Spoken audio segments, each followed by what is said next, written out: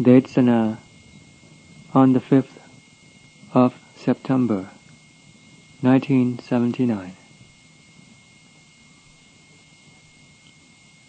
The Sasana Dhamma of the Lord Buddha is the most ideal way, unequaled by any other way, both in the means and the end result. They are excellent and foremost. This is because the founder of the Sasana is the Lord Buddha. He is the best ideal that all sentient beings can take up as the heart's basis, and to practice following his way to the utmost of their ability. For his way is flawless and perfect. Speaking about putting in the effort, about perseverance and endurance, about resourcefulness, and about striving and struggling, and of being the master of himself, and the master of all of the Savaka Sangha. In all of this, the Lord Buddha is the foremost, unequaled by any other person. In striving, the Lord strove until he accomplished his task. In enduring and persevering, he sometimes passed unconscious. But he never relented in his striving. He excelled in everything, and eventually was able to attain to the penetration of all the Dhammas which are found within this world, and are the things that it is within the means of the world to realize and experience for themselves. By way of practice, following each individual capability. This is because the Dhamma of the Lord Buddha is suitable and appropriate for all sentient beings which are of different categories, and they are called the Buddhist company. They are the bhikkhus and bhikkhunis, which nowadays are being replaced by the samaneras, the upasikas, and the upasakas. They are the ones that are capable of receiving the teaching of the Lord Buddha. The term Sasada, or great teacher, refers to someone who is wise and discerning in the way of teaching other people. He knows what kind of Dhamma is suitable for what type of people. He doesn't teach anything which is beyond the ability of the sentient beings and Buddhist company to practice and experience for themselves. He is therefore the greatest Sasada in his ability to teach the world the Dhamma. Teaching human beings is one thing. Teaching to the bhikkhus is on one level, and teaching lay people and the general public is on another level. He taught to the lay people who practiced like the bhikkhus, in the same way that he taught the bhikkhus themselves, with the Dhamma geared specifically to each individual practitioner, according to their practical experiences and states of attainment. The Lord would explain and elucidate to a practitioner until he was fully satisfied and had his doubts and questions cleared away. Apart from teaching human beings, he also taught the Devatas.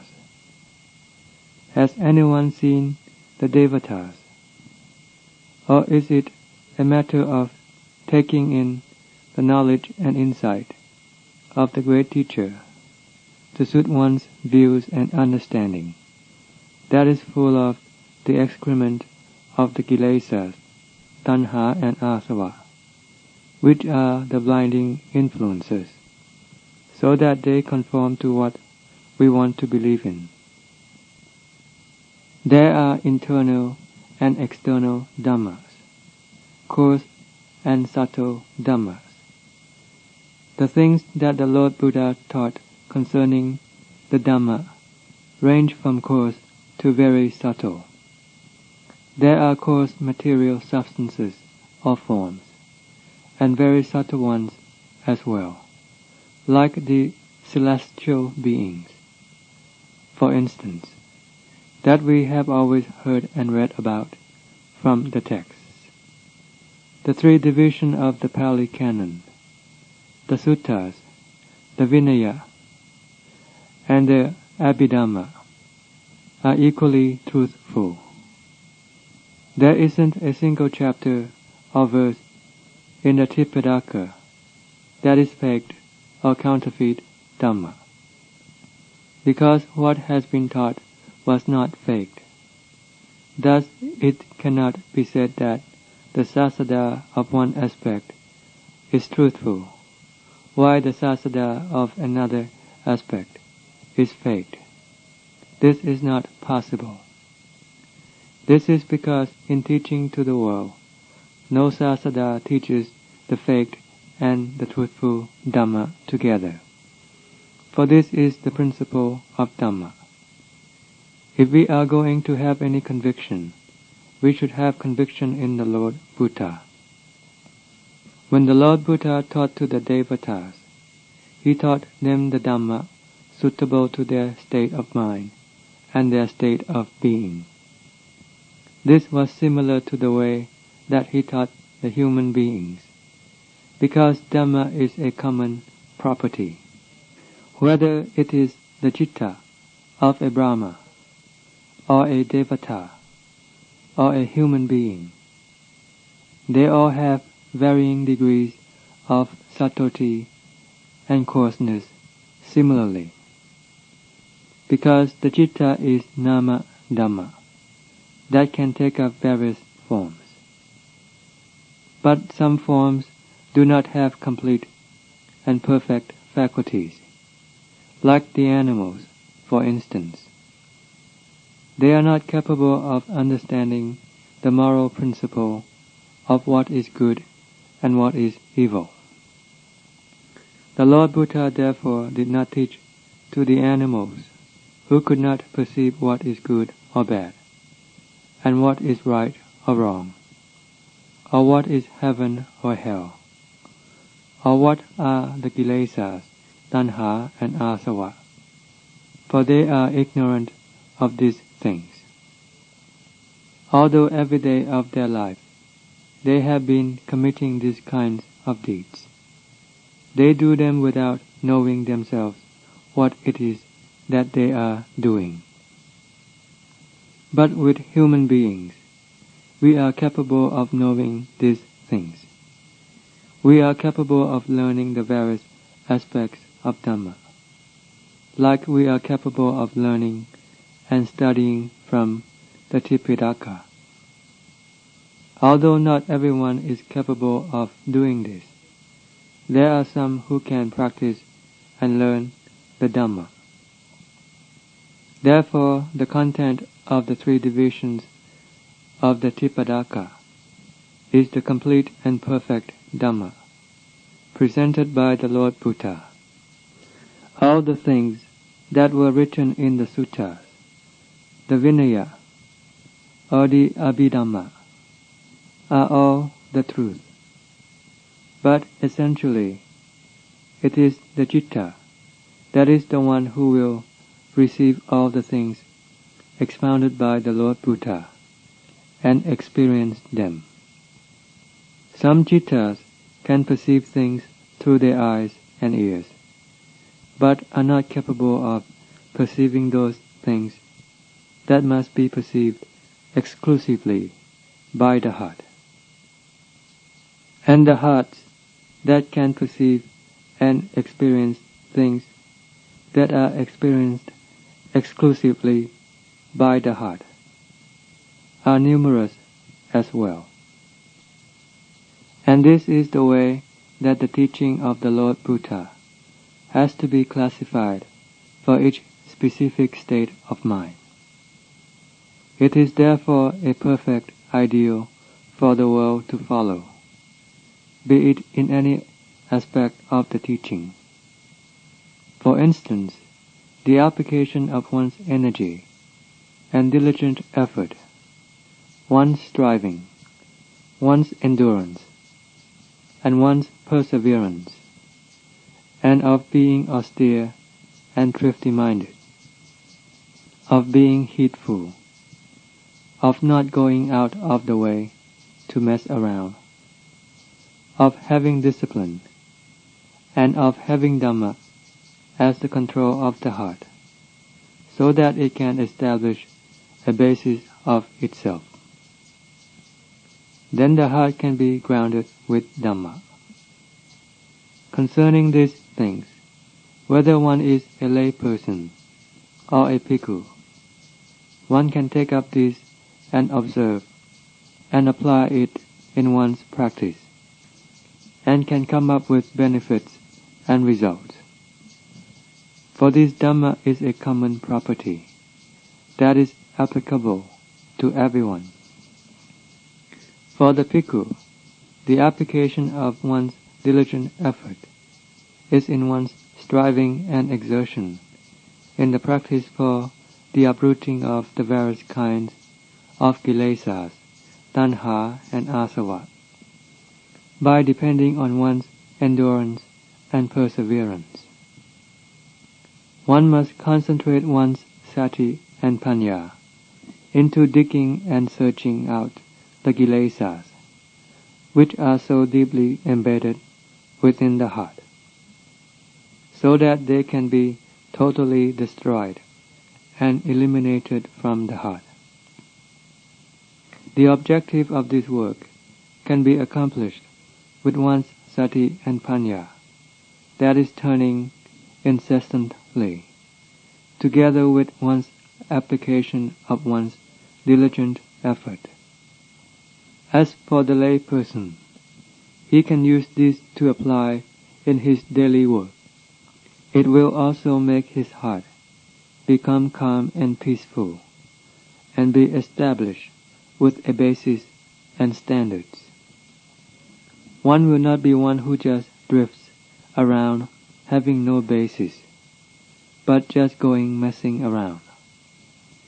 There is no other way that is such a perfect and ideal way as the way of the Buddha Sasana that was presented by the Lord Buddha, which either as a bhikkhu or as a lay person one can take up and apply for the benefit of one's life. This is especially so with us who are the practitioners. What is the teaching of the Lord Buddha? This is really the fundamental point. What is our duty? What is the purpose of our going forth? We have to know what our intentions are. During the time of the Lord Buddha, people went forth for the purpose of washing away, eliminating, and uprooting the Kilesas, which are antagonistic to the heart. The Kilesas are also the cause of rebirth in the various realms of existence in the future, as well as about good and evil, right and wrong, and about happiness and suffering. That is why the Lord Buddha taught us to dig deep into our hearts. The heart is extremely important. When the body dies, it dissolves and decomposes, but the heart does not decompose. The heart does not die. But we don't know about this, and we are not able to see this if we don't practice. That is why the Lord Buddha taught us this way. What is the purpose of taking up the robe. We are ordained for this purpose.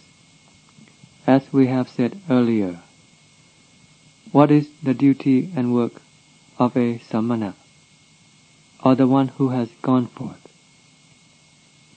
During the time of the Lord Buddha, the duty of those who went forth was to walk yangama and sit in samadhi pavana. This is the undertaking of the bhikkhu. One who is intent on the uprooting of the kilesa, due to the perception of harm of vata samsara, must be one who develops sati, panya, sattha, and diligent effort. One must build them up so that they become powerful. All of these things must be developed concurrently so that they can go together and gradually increase in their strength. Anything that is constantly nourished and taken care of will progress and grow steadily.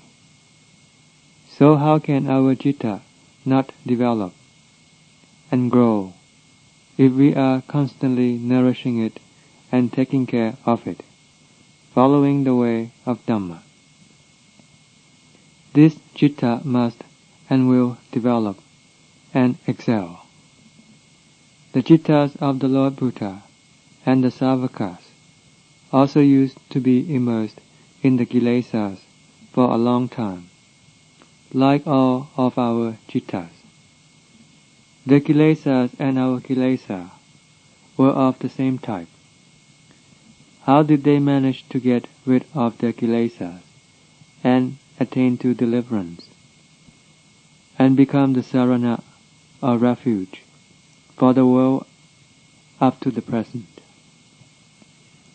The term Buddhaṃ Saraṇaṃ Gacchāmi does not refer only to the Buddha of our era. It refers to all of the Buddhas who became enlightened and taught the world in the past. The term Dhammaṃ Saraṇaṃ Gacchāmi refers to the Dhamma that has always and originally been the truth.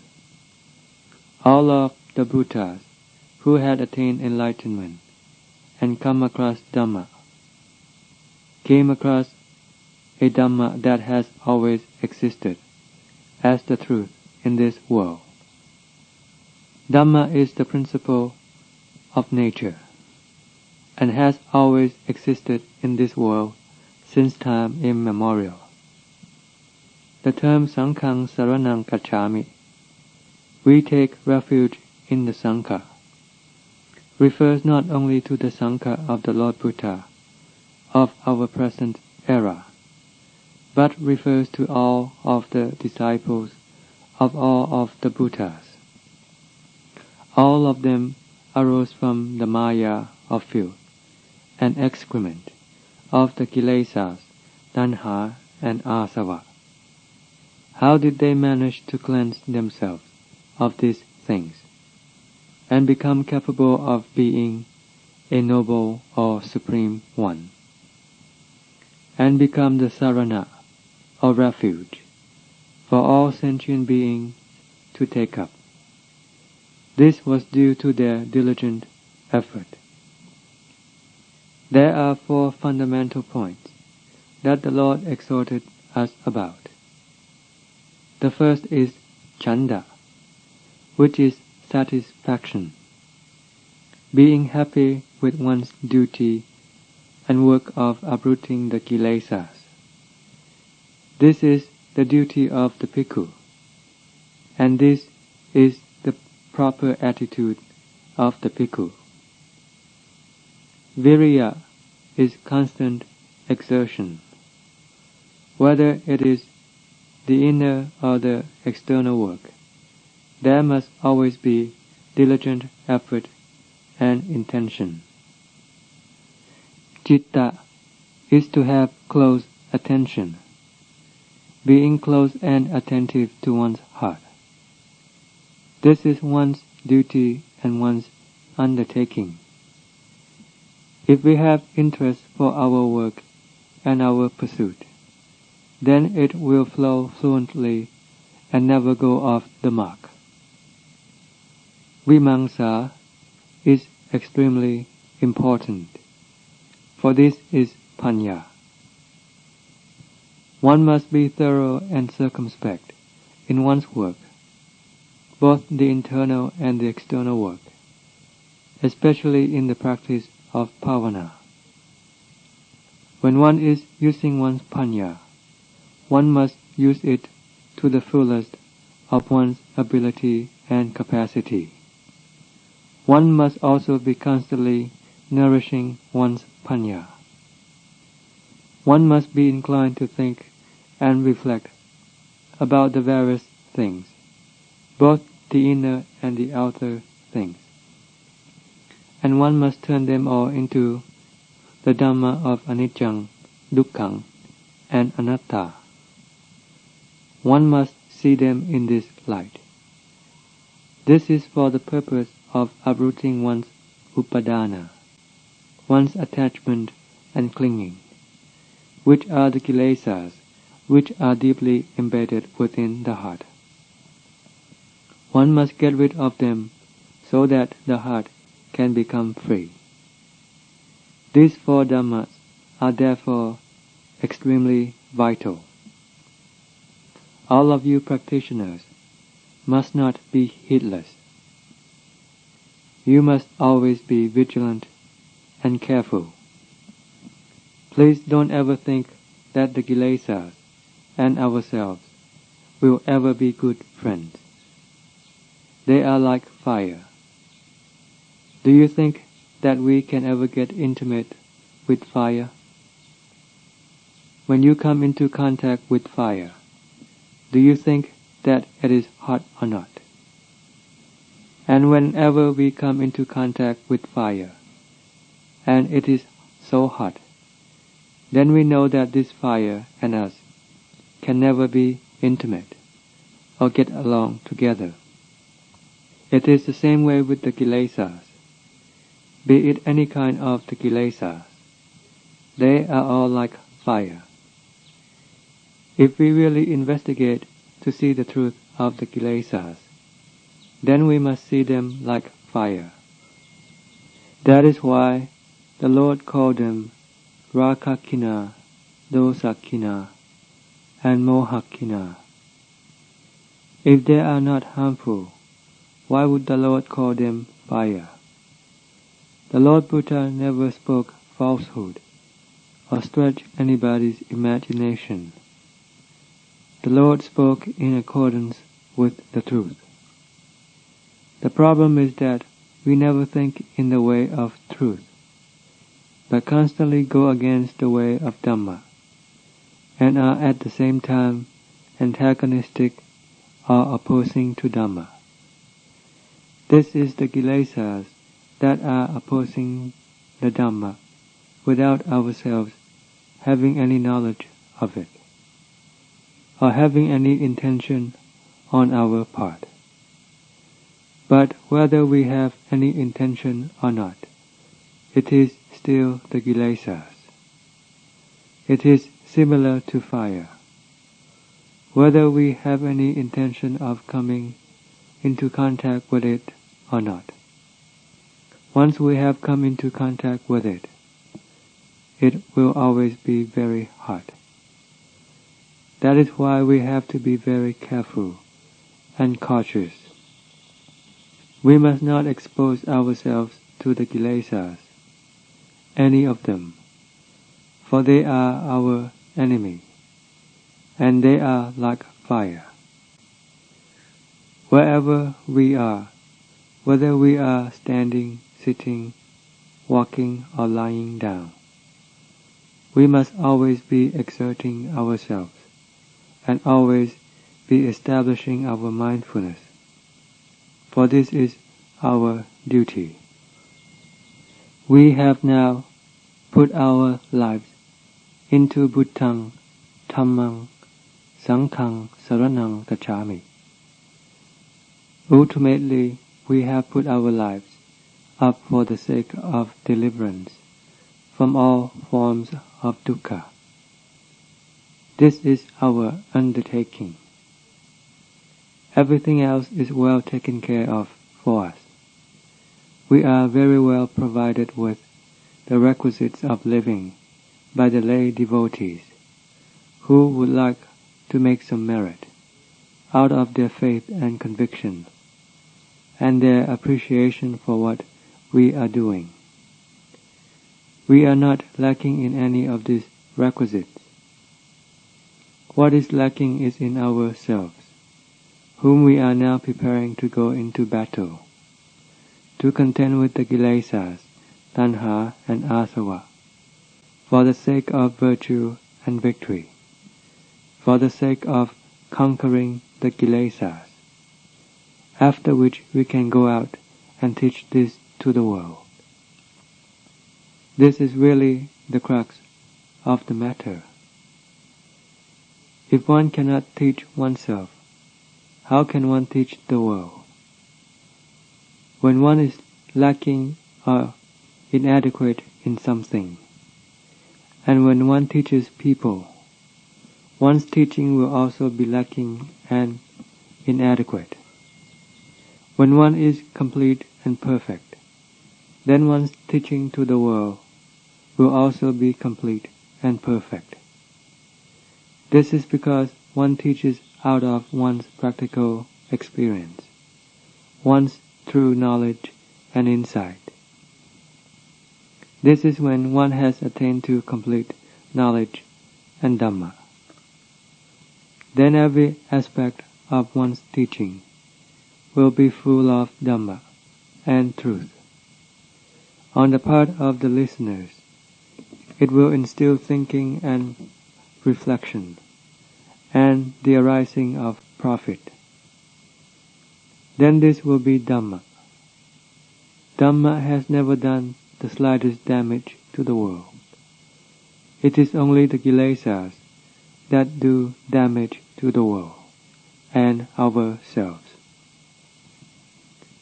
That is why we have to pay great attention to this point. Whether we are standing, sitting, walking, or lying down, we should never be without mindfulness. Be vigilant and take care of your mindfulness. Sati is vital in the sphere of practice and in the field of exertion. No matter how much one investigates with Panya, one must depend on Sati as the director. We can see this when Sati and Panya are blended together, as if they are one and the same thing. Then we will see very clearly that Sati and Panya cannot be separate from one another. The marvel and wonder of the Lord Buddha is due to the truth. The Dhamma within the heart of the Lord Buddha is also wonderful and marvelous. So when he teaches it to the world, it is also a great wonder. But when this Dhamma becomes mixed with filth and things without any substance, the Dhamma then appears as if it is worthless. And that is how it happens. We must therefore make ourselves worthwhile, so that we can be the proper vessel to receive the Dhamma of the Lord Buddha, beginning at the levels of Sila and Samadhi, and gradually working up through the various levels of Panya, until arriving at the state of Vimutti, deliverance. Having attained to that by the penetration of truth, one will then become wonderful and marvelous within one's self, without having to depend on any supposition or proclamation. For this is a natural state of Dhamma, which is supreme and exalted. How can the heart not gradually become noble and exalted when it comes into contact with Dhamma, which is an exalted and supreme thing. Is this possible? Of course not. The heart will become noble and supreme. How can the citta that is constantly in a state of agitation, restlessness, and confusion find any peace and happiness?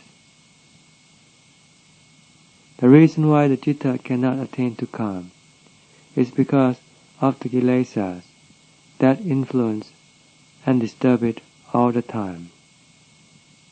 And wherever one looks, one only sees trouble and affliction. One will not be able to look for any supreme or noble thing, either internally or externally. The world then appears gloomy and bleak to one, and one thinks that wherever one goes in the world, it will always be the same, although actually there are still good things around to be found. This is due to our ignorance, and that is why it is necessary to develop one's sati and panya, so that one can become wise and discerning. One must establish the citta with basis and principle. Speaking of developing samadhi, in whichever way or method one can attain to calm, there one must really concentrate one's effort in that particular method, doing it earnestly and totally, committing oneself into that work, and having mindfulness directing one's exertion.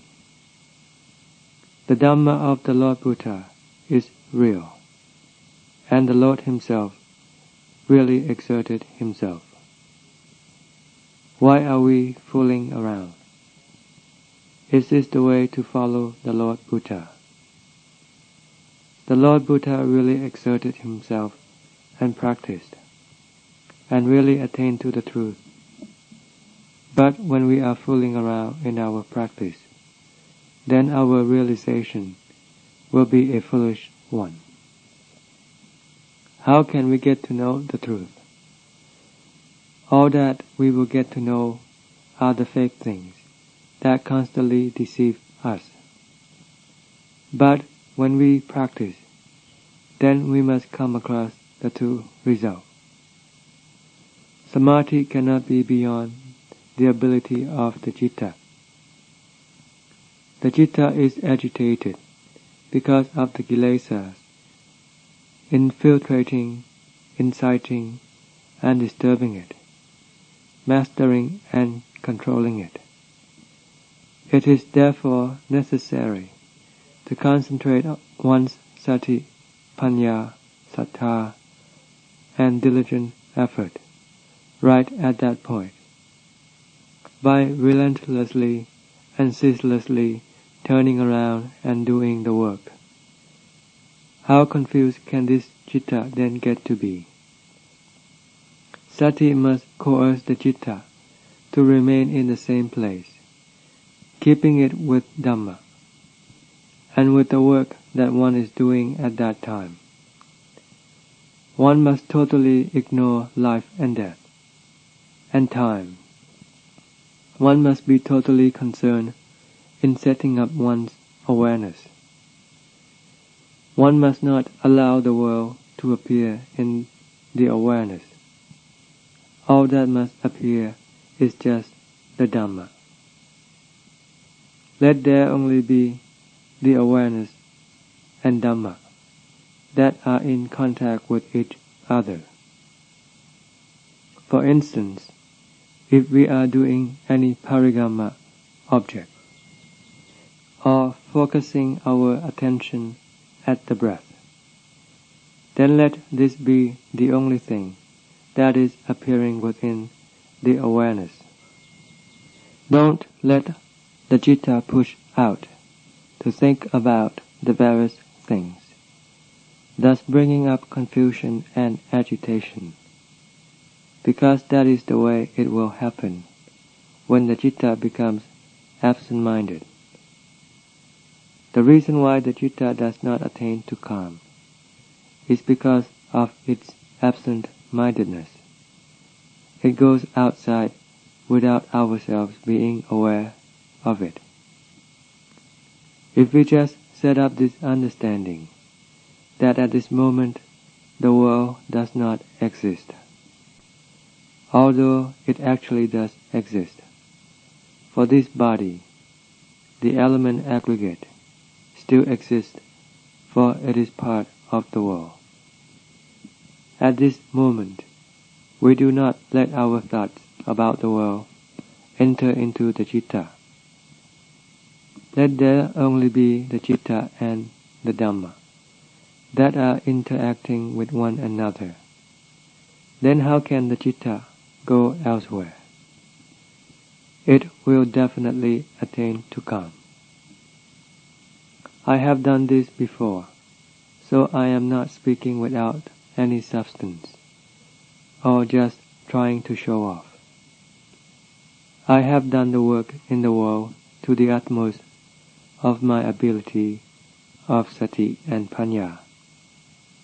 But I have not seen any kind of work that I myself experienced or saw to be anything like so burdensome and heavy as the work of developing the citta.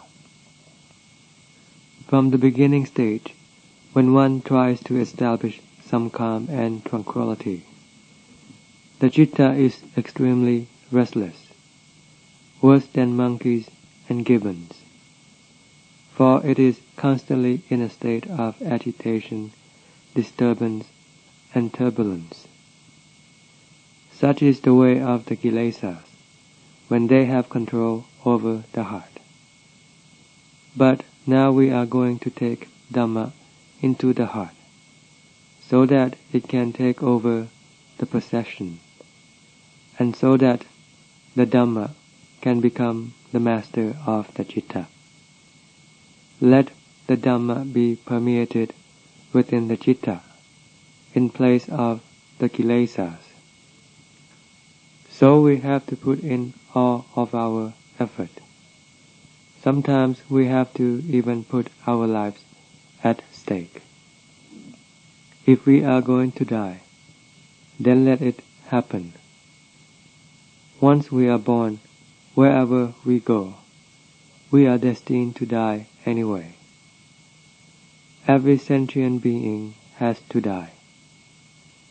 Those who don't sit in Samadhi Bhavana also have to die. There isn't a single individual who can pass by or be exempted from the cemetery, who can live forever in this world. Now, if we have to die in the battlefield, while contending with the Kilesas, then let us see it happen. If we don't die, then we must realize the truth. Then it will turn out that we do not die, but instead really realize the truth. Once the citta revolves and turns in towards itself, where is the home of all the Kilesas, and also the same place where the Dhamma is found, then the result cannot be other than that the Kilesas will be totally subdued. At least they will be restrained so that the citta can become calm, and so that the Dhamma, which is the calmness of the citta, will have the chance to manifest itself, and so that there will be brightness and coolness within the citta. This will be the result in which we will become amazed and experience wonder within ourselves. It will be the thing that will increase our sattha and belief, and our conviction for the Buddha Sasana, as well as increasing our strength and energy in our exertion, and increasing our endurance and perseverance ability.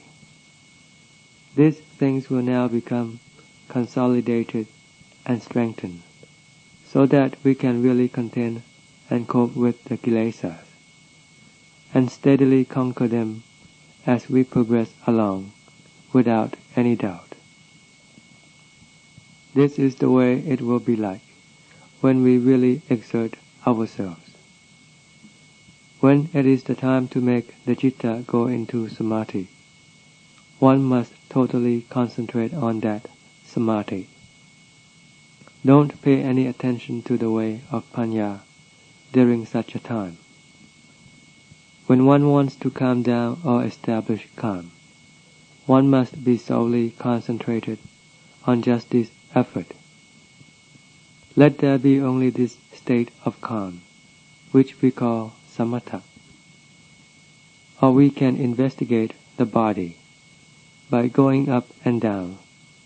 This is what we call going on a sightseeing trip, a Gammatthana sightseeing trip. The word Gammatthana means the basis of work. The most suitable objects of this work, for one who is desirous of being free from dukkha, is the 32 parts of the body. If we want to investigate this body, going up and down, going on a Gammatthana tour, this will not be wrong. It is all right for us to keep the citta within this vicinity, with sati or mindfulness, directing our work. The citta cannot do otherwise than calm down. This is the level of samadhi, and in the beginning stages, this is the way to do it. Now let us speak about the level of panya. When the citta has gained enough calm, it will then be contented. It will not hanker after or be hungry for any other kinds of aramana. One must now take this citta, which is fully contented, to do the work of investigation, investigating the various aspects of Dhamma, like the 32 parts of the body, for example, both those that are found internally and those that are found externally. This is the proper way of doing it. One can investigate in the light of paticula, filthiness, or in the light of anicca, dukkha, or anatta. They are the basis of truth. Speaking of paticula, every one of us knows what it is, because we all have it. The Lord Buddha did not lie to us, but we tend to draw up the lies and deceptions within ourselves, even though they do not really exist. And these are the fake things and the falsehoods. That is why we call the Kilesas fake and false. They are the chiefs of deception. Where are there such things as we call people? Look for them carefully. Let's look in the light of the truth principle taught by the Lord Buddha. Where is there such a thing as beauty and good looks? Where is there such a thing as refinement and aesthetics? All there is all over the body is just particular, filthy things. It is all over the whole body, right through the external, and right through the internal parts of the body. It is full of filth and impurity, and it is full of anicca, dukkha, and anatta, in accordance with the Dhamma. It is not like the picture the Kilesas have drawn up for us, which tell us that this part or that part is beautiful, and that it is good looking. that it is I and that it is mine. This is just the way of going contrary to the Dhamma, opposing the Dhamma, and contending with Dhamma. The way of the Kilesas is always antagonistic and opposing to Dhamma. If our thinking and understanding is like this, then we are going against the way of Dhamma. By investigating it as particular, we must investigate to see the truth of this particular. Then it can be said that we are seeing according to truth, because that is just the way it is. Or one can investigate it to see it as anicca, impermanence or change, dukkha, suffering, or anatta, the negation of an entity, self or person in these formations, which are just made up of the four elements of earth, water, air, and fire. For truly, there is no such thing as a self, animal or people. This is the truth of Dhamma.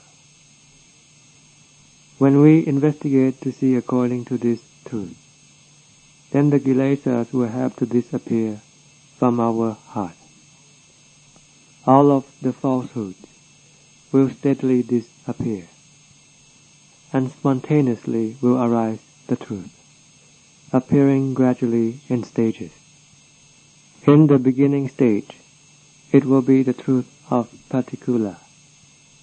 Then, once one has passed this particular stage, and when one investigates to see it as just the elements, then it will be just elements. When everything is just elements, how can one then be attached to them? If they are not pleasant or good looking, how then can one be attached to these things, or have any misperception of them? They are not really beautiful, and we can see this very clearly. They are just like the pollutions and excrement that we see along the road. Who would dare to step on this pile of excrement, since we already know that they are piles of excrement? This is how we can compare them. The citta will then not become involved or bothered with these things when it has seen their true nature. It is the same way with us when we see the piles of excrement along the road. We avoid them. And it is the same way with the citta. It will avoid these things. These are the means and techniques which will remove the thorns, which are the various kinds of Kilesas that fool and deceive the heart, to perceive and comprehend according to the Kilesas fabrication, and which is harmful to the citta. Thus we cannot find any peace and happiness, in spite of the fact that we are practicing bhavana. Truly, we are not doing any bhavana, but instead are becoming confused and involved with all the various kinds of affairs. The time when we have any sati or mindfulness is only just one instant. But the time when we are lacking in mindfulness and being dragged away by the Kilesas to go into the various kinds of aramana must be at least 95% of the time. So how are we going to find any calm, happiness, and cool-heartedness when 95% of the time belongs to the Kilesas and only 5% belonging to Dhamma? Is this enough to oppose and withstand the Kilesas? We must therefore produce sati and panya. We must bring up the percentage of sati and panya to a very high level. It is the same way with the level of panya. We have to be really earnest. We have to investigate by differentiating the various parts. We have to investigate by analyzing and verifying the truth, using our own technique in doing this investigation. We must not remain idle when we have come to the stage in which we can investigate so that it becomes panya. We must not wait for the advice and instruction of our teacher. We must not expect him to show us all the aspects of practice. The teacher will only point out the major or the fundamental points, but all of the details which have to be done with sati and panya are really our own work. Whatever we can investigate on our own will be our genuine possession. They are truly our possessions. When we investigate, we will see it truly and understand it truly. Wherever we truly understand, it will uproot and eradicate the fake and the false things. The more we know truly and understand, then the more the fake things will have to disappear. When we have completely understood and truly know about the truth of the body, then the upadana, the attachment, clinging and misperception, will be uprooted, because the fake things and the falsehood that had the perception of this body as I and mine will have been withdrawn. Then the citta will withdraw within. This is the aspect of the body. Investigate it so that one can see it very clearly. It can be either the internal or external body. They all accord with Dhamma.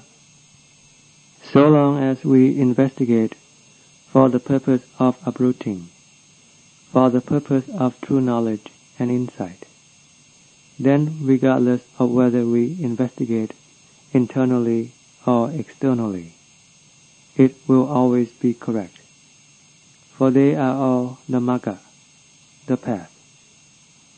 But when we investigate wrongly or incorrectly, then both the internal and the external can be poisonous for us. The important point, or the essence, is really in the way of investigating. Samma ditthi and samma sankappo is the utilization of our panya, investigating following the teaching of the Lord Buddha.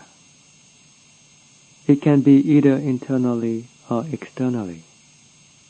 It is the means of uprooting the Kilesas of worry and attachment and confusion.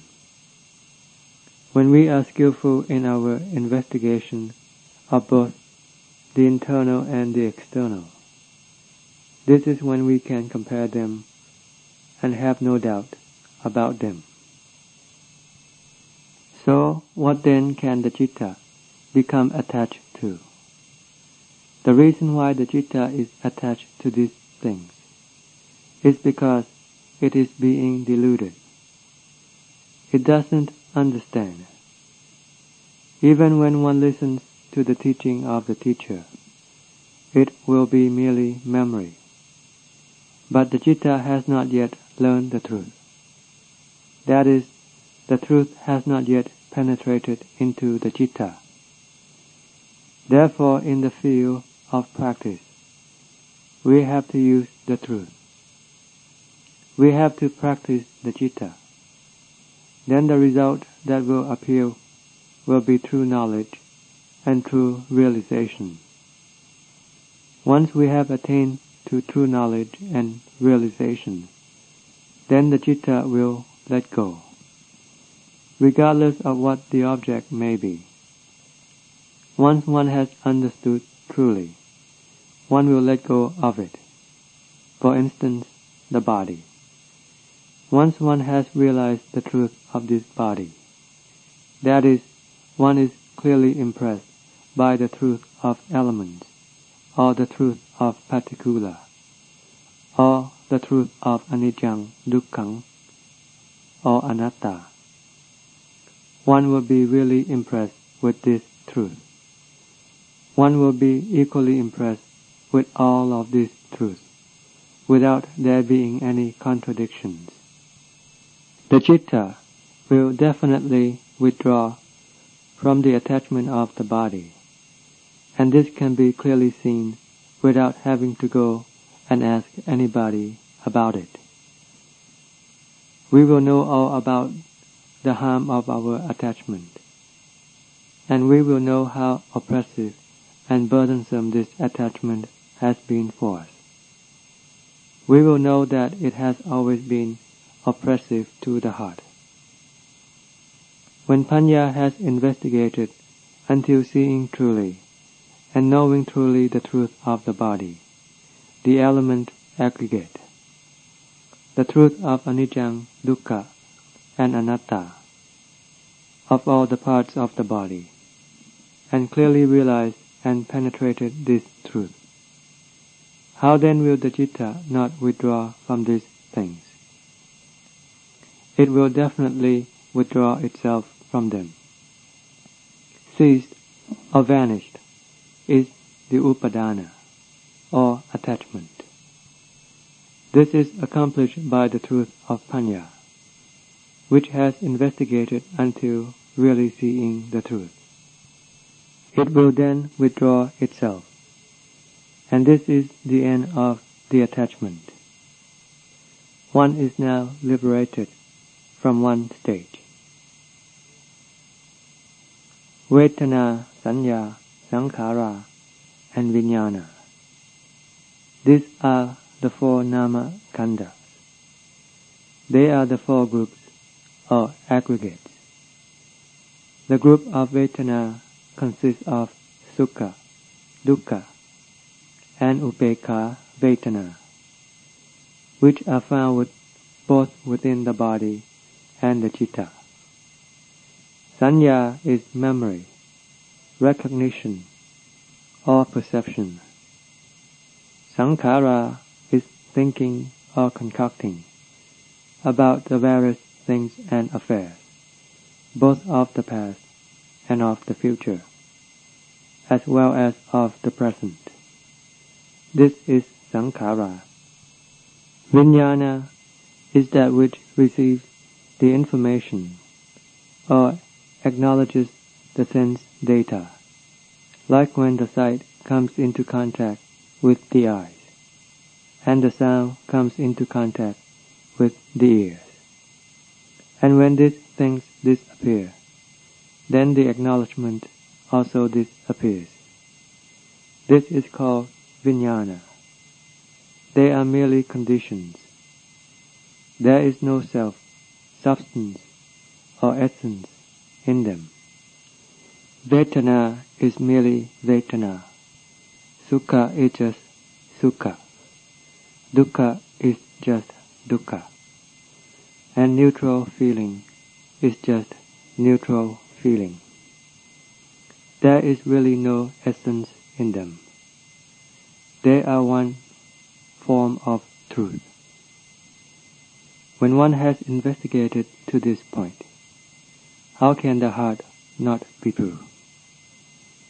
It is the heart that is being deluded by thinking that Vedana is this, or Vedana is that, or that Vedana is inimical or harmful to it. This is because one is really looking for this sort of thing. So this things then consume and burn oneself. When Panya has fathomed into the truth of these three Vedanas, Sukha, Dukkha, and neutral, and found that they are Anicca, Dukkha, and Anatta, one also investigates Sanya, Sankhara, and Vijnana in the same way, until one becomes fully and deeply impressed within one's heart, and comes to full understanding the same way that one has understood the body. The citta will then withdraw from them. One will come to the end of attachment to all forms, all bodies, and one will also come to the end of attachment to the three Vedanas of the body, Sukha, Dukkha, and neutral. This is with the exception of those within the citta, which one is still not capable of letting go of. There is still the Vedana citta, or the Vedana within the citta, and these are also Sukha, Dukkha, and neutral. Sanya is memory, recognition, or perception. Sankhara, concocting and thinking about good and bad. As soon as it begins to think, it will also cease right away, like a flash of lightning. Vijnana also arises and ceases.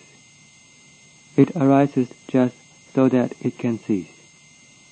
It doesn't arise for any other purpose, not for any essence or substance, for any entity or self, or people or animals.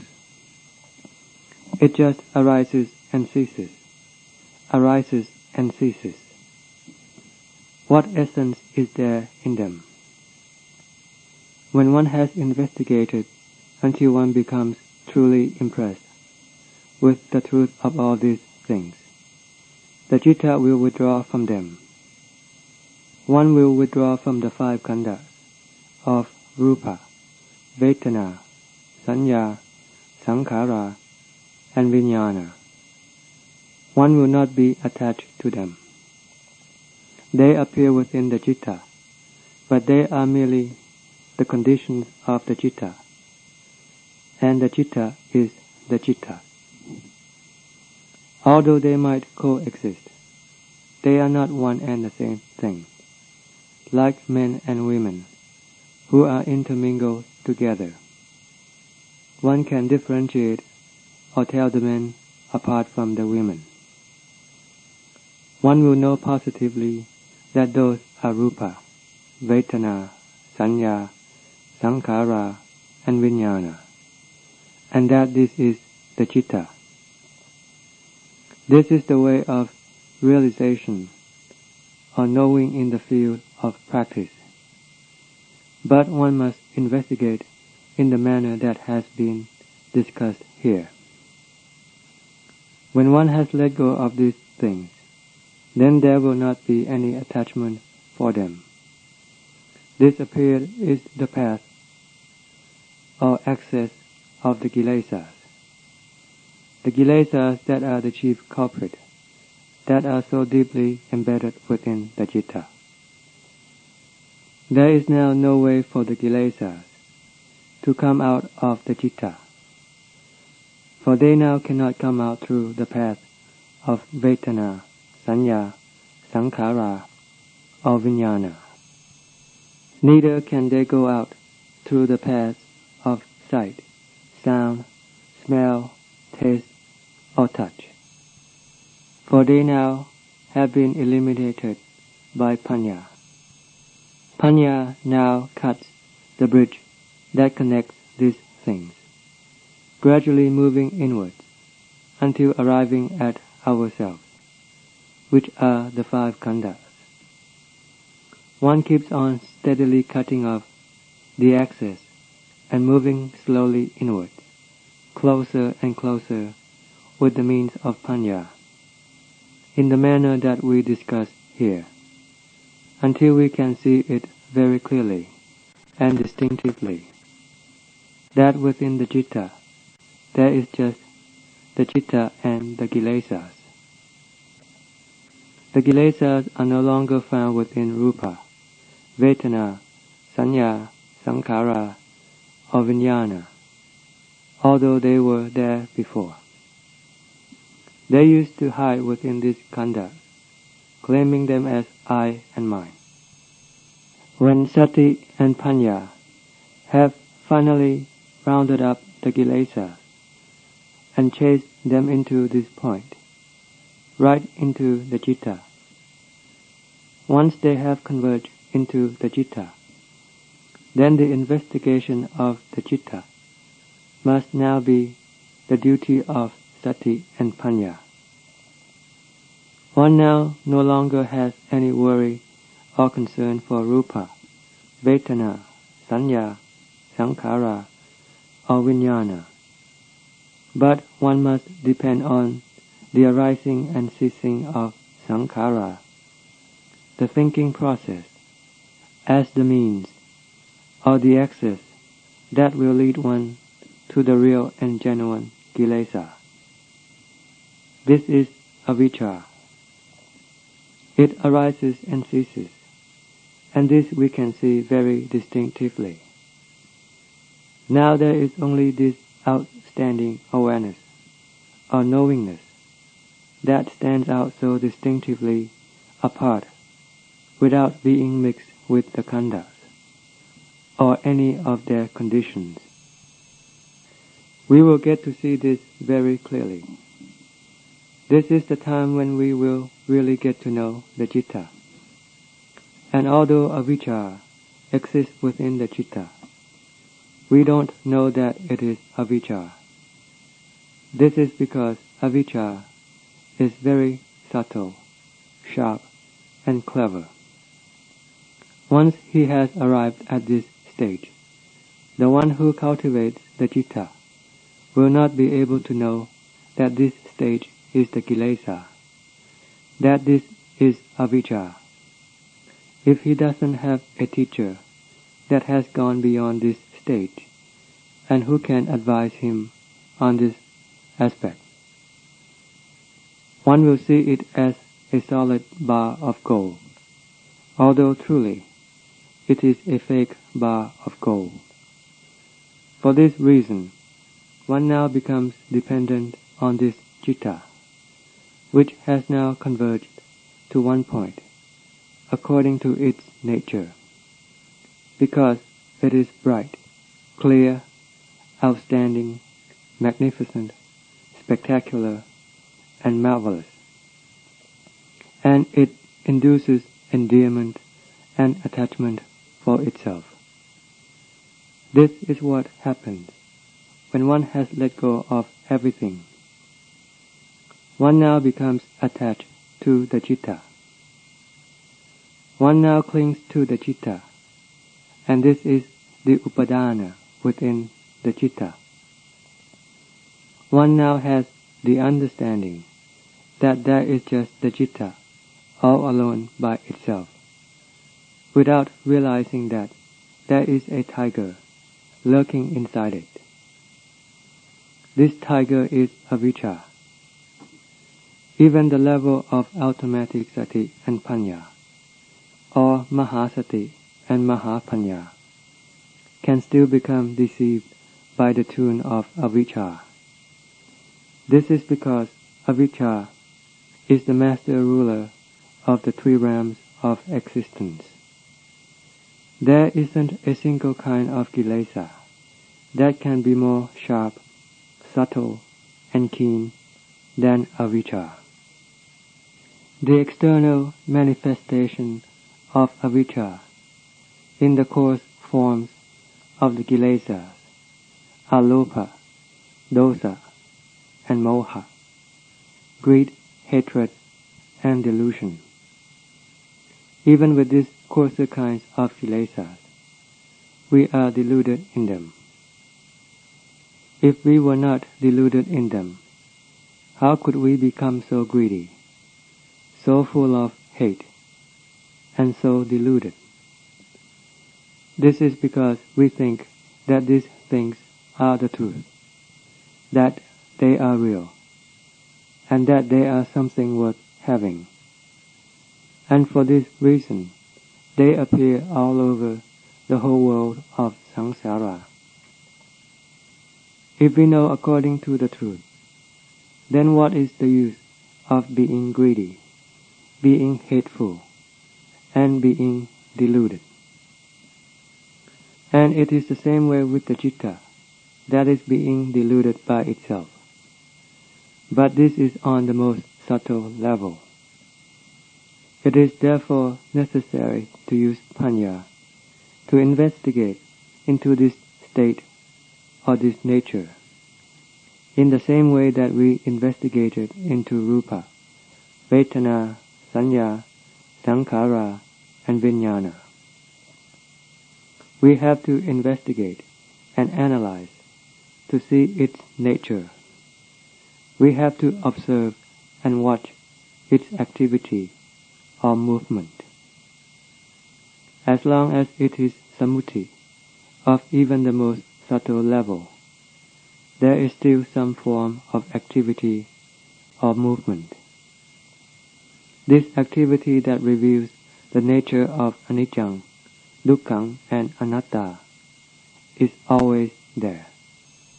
But it is very subtle, in accordance with its subtle state.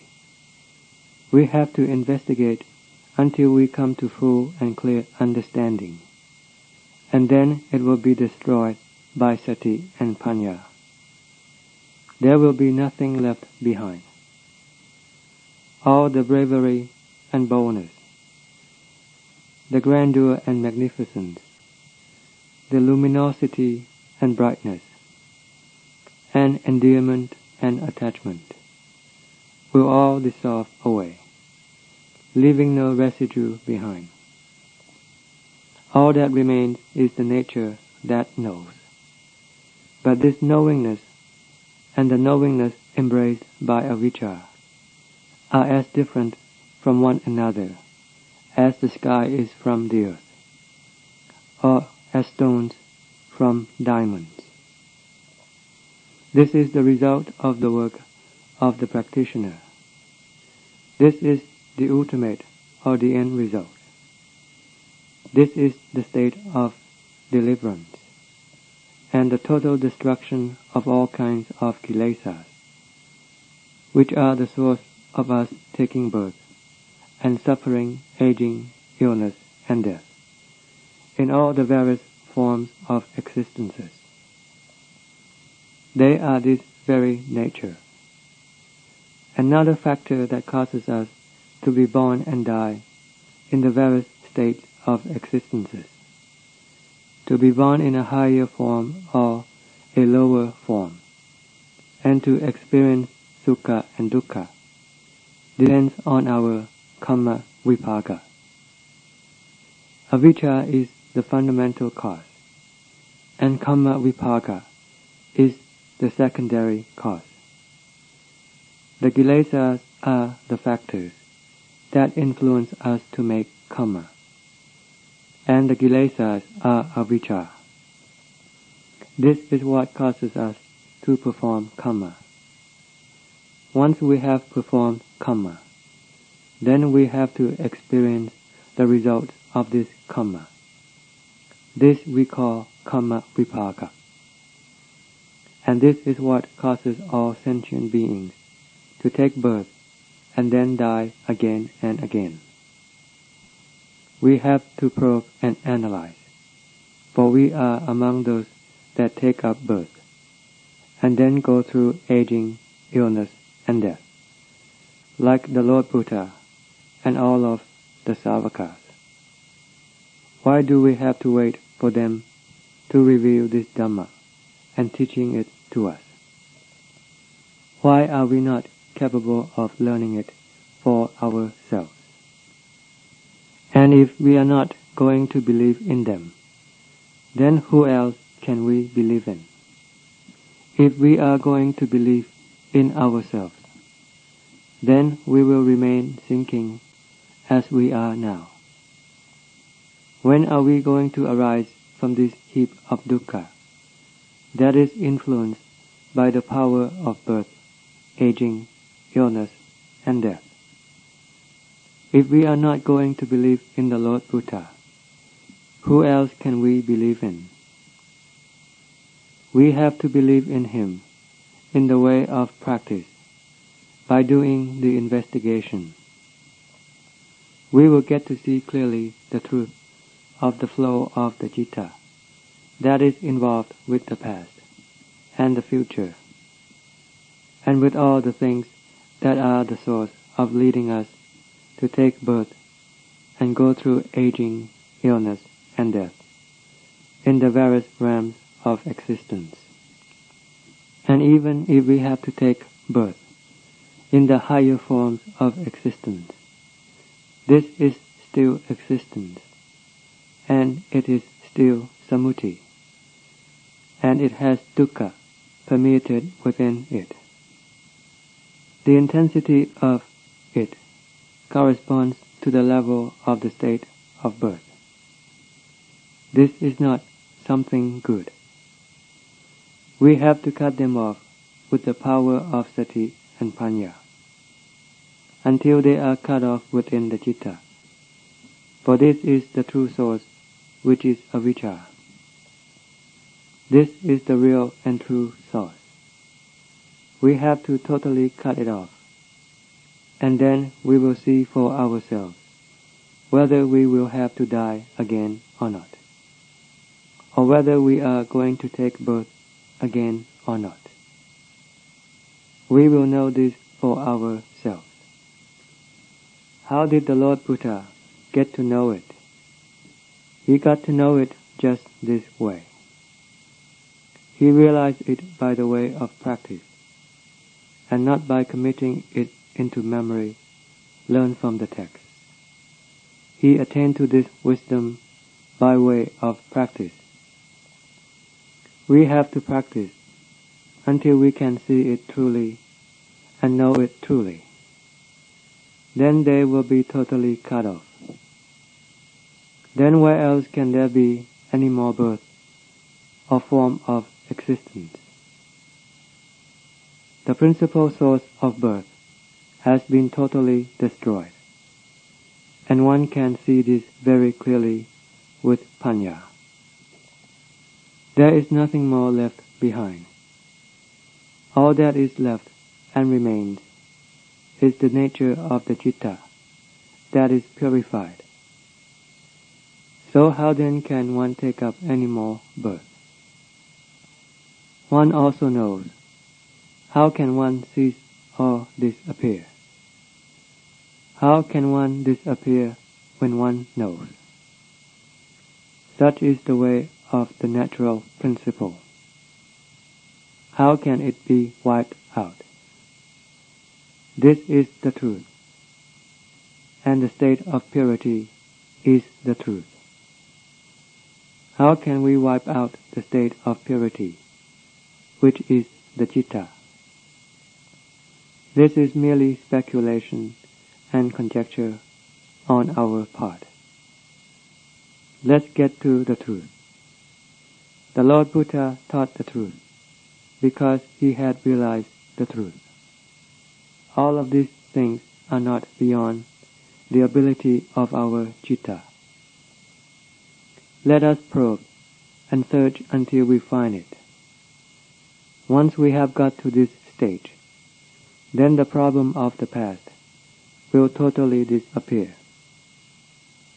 The questions of the future, concerning what kind of birth or form of existence one will have to take, and whether one will experience sukha or dukkha, will also be totally cleared away. And as far as the present is concerned, one knows truly what it is. One truly knows about the present all of the time. There isn't any more attachment. Because once the Kilesas have all been destroyed, then there cannot be any more attachment. Even the state of purity is not attached to itself, for this is not the Kilesas. Wherever the Kilesas are, they will lead us to become attached. The intensity of our attachment will be equal to the intensity of the Kilesas. They will always lead us to have attachment, and even when they are in the citta, they also make us become attached to the citta. When we have totally eliminated them from the heart, from the citta, until there is nothing left in it, then there will be nothing left to be attached to. All there is just the state of purity. No attachment can be found, for the cause of attachment is no longer there. There are no Kilesas, and the Kilesas are the cause of attachment. They are no longer there. And this is where one gets to know. This is Sanditthiko, that has been constantly challenging us to experience it from the first day of the Lord Buddha's enlightenment, and through the days of his teaching the Dhamma, right on down to the present. This Dhamma is never behind the times. It is the Majjhima Patipada that is in the midst of suitability. It is always appropriate. It is Sanditthiko, which the practitioner will get to see for himself. Because these things are found within each individual, and the way to get to know and understand them has already been taught. This is called the Majjhima Patipada, beginning with Samma Ditti and ending with Samma Samadhi. This is the core of Dhamma, the core of the Patipada. We have to take this up and practice and follow the way. And where is this thing, this way? The Lord called it the Magga, the path of practice, the instrument of overcoming dukkha, the tool of destroying the Kilesas. It is none other than this Majjhima Patipada. You must really exert yourselves.